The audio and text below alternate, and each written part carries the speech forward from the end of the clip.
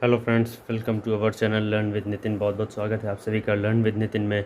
तो जैसा कि इस चैनल के बारे में बताया हुआ था, कंप्यूटर की बेसिक जानकारी स्टार्ट की थी और कंप्यूटर का परिचय से स्टार्ट किया था पिछले चैनल पे और पिछले वीडियो में।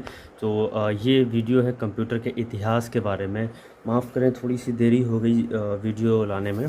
तो अब स्टार्ट होता है वीडियो और हर दूसरे तीसरे दिन में आपको एक एक नई वीडियो मिलेगी कंप्यूटर के बारे में। ठीक है, तो चलिए शुरू करते हैं कंप्यूटर का इतिहास। तो आते हैं कंप्यूटर का इतिहास में, पार्ट 2 है ये, कंप्यूटर का विकास। कंप्यूटर के संदर्भ में कहा जाता है कि कंप्यूटर का आविष्कार चीन में 3000 साल पहले हो गया था। इससे पहले कंप्यूटर का नाम अबेकस था। अबेकस को कंप्यूटर का आधार माना जा सकता है। ये आज भी चीन, जापान सहित एशिया के बहुत सारे देशों में अंकों की गणना के लिए काम करता है। अबेकस का तथा अन्य प्रारंभिक यंत्रों का संक्षिप्त यहाँ बताया गया हुआ है, आगे बताएंगे। ठीक है, तो शुरू करते हैं अबेकस। हाँ, तो ये पहली बात तो ये, जैसे अबेकस के बारे में बताएंगे और फिर उसको दिखाएंगे कि अबेकस किस तरह का होता है। ठीक है, तो चलिए स्टार्ट करते हैं अबेकस। आइए आते हैं। अबेकस तारों का एक फ्रेम होता है जिसमें गोलियां पिरोई होती हैं। एक गोलियों में छेद होता है, वो एक तार में पिरोई होती हैं। आरंभ में अबेकस को व्यापारिक गणना करने के काम में प्रयोग किया जाता था। यह मशीन अंकों के जोड़, घटाना, गुणा व भाग करने के काम आती थी।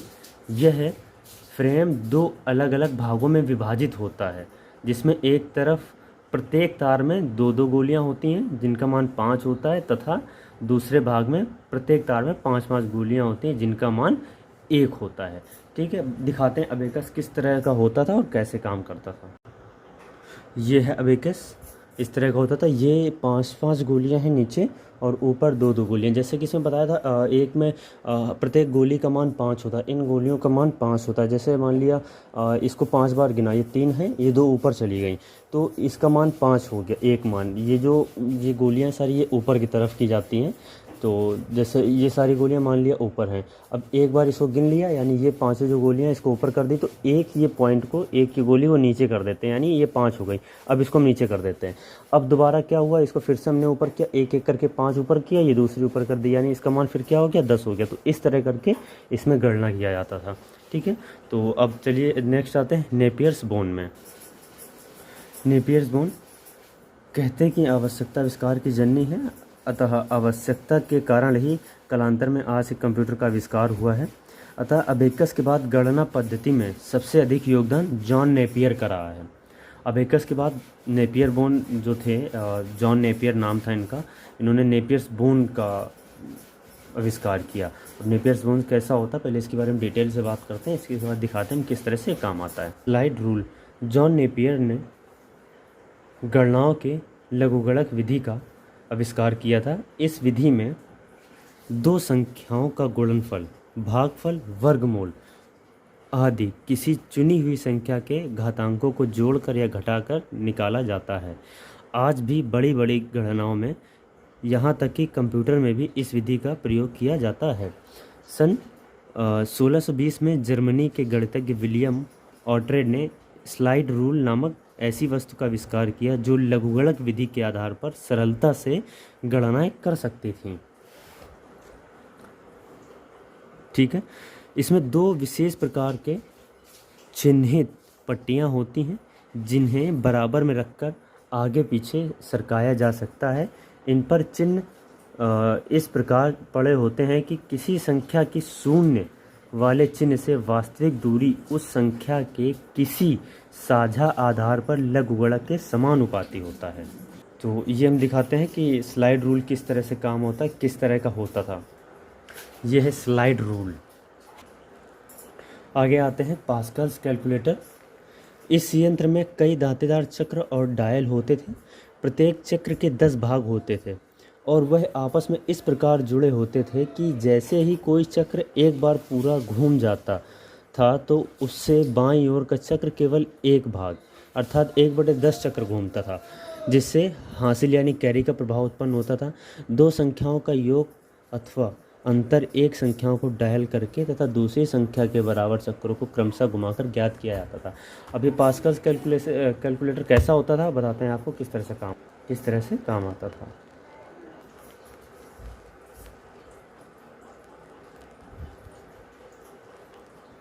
ये है मर्चेंट कैलकुलेटर, ये पास्कल कैलकुलेटर हमारा ये रहा। तो देखिए इसको थोड़ा सा जूम करके दिखाते हैं आपको। ये आपको दिख रहे होंगे, ये चक्र बना हुआ है, 4 चक्र बने हुए हैं, सब में जीरो से लेकर 9 तक की गिनती लिखी हुई है। अभी कैसे काम करता था, जैसे मान लिया ये लगा हुआ है, ये सर्किट एक लगा हुआ है, तो अब इसको घुमाते हैं। यहाँ से जब घुमाएंगे तो 1 2 3 4 5 6 7 8 9, जब यहाँ पर आएगा तो ये घूम के, जैसे मान लिया यहाँ से आया तो इसने एक चक्कर, जैसे ही ये यहाँ से इस तरह से आया, अब जैसे ये चक्कर कंप्लीट करेगा तो इसको एक बार रोटेट कर देगा, एक बार घुमा देगा। और ये जब 9 चक्कर लगा के इधर आएगा तो ये इसको एक बार रोटेट कर देगा, है ना। फिर ये इसको चक्कर लगाएगा तो ये एक बार रोटेट करेगा। जब ये 9 बार लगाएगा तब ये एक बार लगाएगा। ये उस समय ये एक बार भी नहीं लगा रहे होंगे। जब ये 9 बार लगाएगा चक्कर तब ये एक बार लगाएगा। इसके बाद ये कैरी का हासिल उत्पन्न, कैरी का भाग उत्पन्न हो रहा है यहाँ से। अब जैसे जब ये भी 9 बार लगा लेगा तब ये एक बार लगाएगा, यानी फिर यहाँ पे 1 कैरी हो गया, यहाँ पे 9 कैरी हो गया, फिर यहाँ पे 9 कैरी, जब यहाँ 9 कैरी हुआ तब यहाँ 1 कैरी हुआ, है ना। तो इस तरह से ये वर्क करता था। अब आते हैं लिबनिज का यांत्रिक कैलकुलेटर। पास्कल का अनुसरण करते हुए जर्मनी के प्रोफेसर लिबनिज ने सन 1677 में अपना यंत्र बनाया जिसमें कैलकुलेटर के कुछ अंगों को दाईं तथा बाईं ओर सरकाया जा सकता था। लिबनिज ने पास्कल के कैलकुलेटर में कई सुधार करके एक जैसी जटिल मशीनों का निर्माण किया जो जोड़ने तथा घटाने के साथ साथ ही गुणा करने के काम में भी आती थी। ठीक है, गुणा तथा भाग दोनों में ही काम आती थी। इस यंत्र में गणनाएं करने की गति बहुत तेज हो गई। इस मशीन का व्यापक पैमाने पर उत्पादन किया गया। अभी भी अनेक स्थानों पर इसका इस्तेमाल, मिलती जुलती मशीनों का इस्तेमाल किया जाता है। तो दिखाते हैं मशीन किस तरह की होती है। ये है लिबनिज का यांत्रिक कैलकुलेटर। इस तरह की ये मशीन होती थी, ये है। और जैसे ये चक्र घुमाए जाते थे, जब भी गुणा या घटाना जो भी करना होता था तो ये चक्र के द्वारा काम होते थे। ये सारी मशीनें लगी हुई हैं। जिस तरह से ये पास्कल के कैलकुलेशन में था, सेम उसी तरह से ये कैलकुलेशन लिबनिज ने निकाला है, लेकिन थोड़ा सा मॉडिफाई करके। अब उसमें क्या था, हम गुणा कर सकते थे, घटा सकते थे, ठीक है। अब इसमें क्या है, हम गुणा कर सकते हैं, घटा सकते हैं, जोड़ सकते हैं, उसमें जोड़ और घटा सकते थे। इसमें क्या है, गुणा कर सकते थे, जोड़ घटा सकते थे, जोड़ कर सकते थे, भाग कर सकते थे। तो ये समय के साथ परिवर्तन होता क्या, और नई नई मशीन या कंप्यूटर लॉन्च होते गए। तो अब बेबेज के उसमें आते हैं, डिफरेंस इंजन ऑफ बेबेज। इसके बाद बेबेज ने क्या आविष्कार किए हैं, difference engine of Babbage. Cambridge विश्वविद्यालय के गणित के प्रोफेसर चार्ल्स बेबेज को आधुनिक कंप्यूटर का जनक भी कहा जाता है। सन 1823 में, हाँ एक बात बता दें, ये जो सन लिखे हुए हैं, सन किसी में ऊपर नीचे हो सकता है, क्योंकि बहुत सी किताबों में अलग अलग तरह के सन लिखे हुए हैं, किसी में 2 साल पहले 2 साल बाद में। तो ये सन में डिफरेंट हो सकता है हर किताब में। अब जैसे मान लीजिए कोई एक एक्स बुक उठाइए, एक्स राइटर की, अब किसी वाई राइटर की बुक उठाइए, तो उसमें जैसे मान लीजिए एक्स राइटर में 1823 लिखा हो तो वाई राइटर में शायद 1822 लिखा हो सकता है, 21 लिखा हो सकता है, या किसी बुक में 1826 या 25-24 लिखा हो सकता है। मतलब 2-3 साल का ऊपर नीचे है सभी राइटर में। अभी पूरा कंफर्म नहीं हुआ कि कौन सी राइटर की सही है, तो लगभग इतना मान सकते हैं, तो लगभग मान के चलते हैं हम। जैसे लगभग सन 1823 में चार्ल्स बेबेज ने सर्वप्रथम आधुनिक कंप्यूटर के आधार पर काम करने वाले यंत्र का विकास किया, ठीक है। इसका नाम डिफरेंस इंजन रखा गया था। यह विभिन्न गणितीय फलनों का मान दशमलव के 20 स्थानों तक शुद्धतापूर्वक ज्ञात कर सकता था। यह यंत्र वास्तव में उपयोगी था क्योंकि इससे अनेक प्रकार की गणितीय सारणी मिनटों में तैयार की जा सकती थी, जिनका उपयोग उन दिनों बीमा घर में, डाकघर में, रेलवे में, उत्पादन आदि क्षेत्रों में व्यापक रूप से किया जाने लगा था। आगे चलकर इस मशीन में सुधार हुए और सुधार हुए रूप का प्रयोग इसके बाद फिर बीमा कंपनियों में जीवन सारणियाँ बनाने में ये इसका यूज़ होने लगा। तो चलिए दिखाते हैं हम आपको बेबेज, जो डिफरेंस इंजन ऑफ बेबेज था वो किस तरह से दिखता था। तो ये था डिफरेंस इंजन ऑफ बेबेज, इस तरह की कुछ सारणी थी इसकी। इसमें कैलकुलेशन होता था, जो भी बीमा सारणियाँ, बीमा सारणी, बीमा डाक, रेलवे उत्पादन, सभी इसी तरह का जो इंजन था बेबेज ने बनाया हुआ था, तो इसका प्रयोग होने लगा। नेक्स्ट आते हैं analytical engine of Babbage. Babbage ने ही खुद सुधार किया अपने इंजन का। तो वो क्या सुधार किया? बेबेज ने जो अपने इंजन का सुधार किया, एनालिटिकल इंजन ऑफ बेबेज रखा। पहले डिफरेंस इंजन था, इसके बाद एनालिटिकल इंजन। अपने डिफरेंस इंजन की सफलता से उत्साहित होकर बेबेज ने एनालिटिकल इंजन का विकास किया। इसमें आगत निर्गत नियंत्रण, गणना तथा मेमोरी की व्यवस्था थी। इनपुट यूनिट यानी डाटा या आंकड़ों को ग्रहण करने की क्षमता थी। स्टोर यानी डाटा और इंस्ट्रक्शन को स्टोर करने की क्षमता। और मिल अंकगणितीय क्रियाओं के लिए, ठीक है। कंट्रोल स्टोर तथा मिल में इंस्ट्रक्शन के आवागमन के लिए कंट्रोल का। इसके बाद आउटपुट यूनिट परिणाम के लिए। तो इस मशीन में न केवल सभी क्रियाओं को करने की क्षमता थी, बल्कि आंकड़ों को स्टोर करने का विचार भी इसमें पहली बार प्रस्तुत किया गया। इतना ही नहीं, इसमें ऐसी क्षमता की कल्पना भी की गई थी कि यह मशीन दिए हुए निर्देशों के समूह का क्रमानुसार पालन कर सकती है। दूसरे शब्दों में प्रोग्राम का विचार भी पहली बार चार्ल्स बेबेज ने प्रस्तुत किया। तो ये किस तरह की मशीन का निर्माण किया दिखाते हैं आपको। ये एनालिटिकल इंजन ऑफ बेबेज जो सुधार किया उन्होंने, मतलब जो नई मशीन का निर्माण किया, वो इस तरह की कुछ दिखती थी। देखिए समझ में आ रही होगी आपको, ठीक है। चलिए चलते हैं पंच कार्ड डिवाइस में। इसके बाद जो आविष्कार हुए, पंच कार्ड डिवाइस सन 1880 में कंप्यूटर के विकास के क्षेत्र में एक और इलेक्ट्रॉनिक यंत्र प्रचलन में आया, जिसने पंच कार्ड की सहायता से गणनाओं को करना सरल बनाया।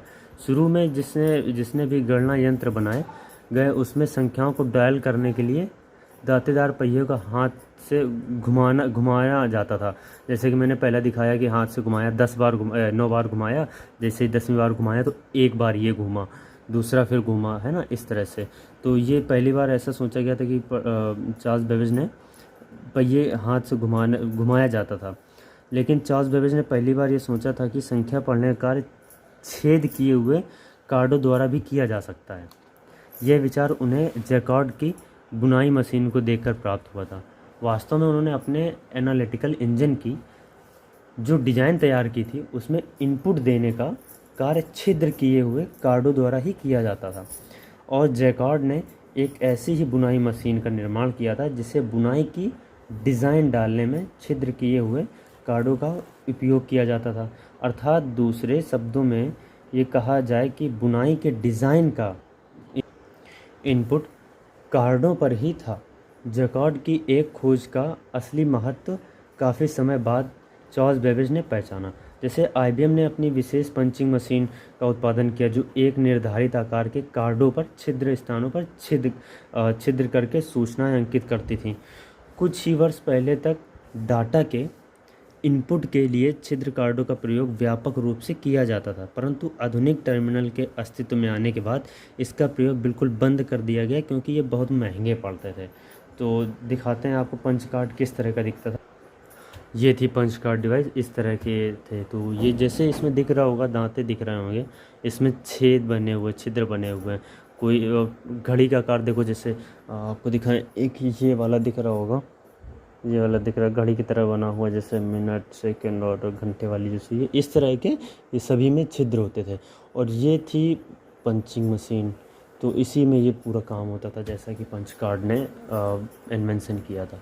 ठीक है, अगले में आते हैं, नेक्स्ट में आते हैं अर्ली कंप्यूटर। अर्ली कंप्यूटर सन 1930 के दशक की, जैसे कि मैंने आपको पहले बताया था, सन का हेर फेर हो सकता है, क्योंकि सभी किताबों में अलग अलग सन दिए हुए हैं, तो सन का हेर फेर हो सकता है। ठीक है, तो सन 1930 के दशक तक की सबसे कैलकुलेटिंग मशीन मूल रूप में यांत्रिक हुआ करती थी। लगभग इसी समय के आसपास IBM ने हार्वर्ड विश्वविद्यालय के डॉक्टर हार्वर्ड एकिंग तथा ग्रेस हॉपर के सहयोग से सन 1943 में मार्क 1 नामक कंप्यूटर बनाया। यह एक बहुत ही विशाल यंत्र था। उसकी लंबाई लगभग 15 मीटर थी। इसमें यूज़ की गई तारों की लंबाई ही लगभग 800 किलोमीटर की थी। इसमें हजारों की संख्या में इलेक्ट्रोमैग्नेटिक रिले तथा दूसरे पुर्जे लगे हुए थे। यह पहला सामान्य कंप्यूटर था जो प्रोग्रामों को स्टोर करके उनका पालन कर सकता था। यह 20 अंकों वाली दो संख्याओं का 5 सेकंड में गुणा कर सकता था। इस कंप्यूटर के सबसे बड़ी कमी यह थी कि यह शोर बहुत करता था और भारी मात्रा में गर्मी पैदा करता था। उसमें कोई खराबी आ जाने पर उसे ढूंढना बहुत मुश्किल और उबाऊ होता था। फिर भी सन 1950 में इसके सुधारे हुए रूप को यूरोप के बाज़ारों में बेचा गया। यह रिले स्विचों पर आधारित पहला और तब तक का एकमात्र कंप्यूटर था। जिसके बाद के सभी कंप्यूटर इलेक्ट्रॉनिक थे। मार्क प्रथम के आसपास ही कुछ और कंप्यूटर अस्तित्व में आए थे जिन्हें प्रारंभिक कंप्यूटर माना जाता है। वे ENIAC, EDSAC, ADVAC, LEO, UNIVAC first आदि थे। तो ये था हमारा कंप्यूटर का विकास। तो अगले वीडियो में कंप्यूटर का विकास में ही कंप्यूटर की पीढ़ियाँ कंप्लीट करवाएंगे। कंप्यूटर की पांच पीढ़ियों के बारे में बताएंगे। प्लीज़ अगर अच्छा लगा हो तो चैनल को सब्सक्राइब करें, लाइक करें और शेयर करें और सपोर्ट बनाए रखें। Thank you.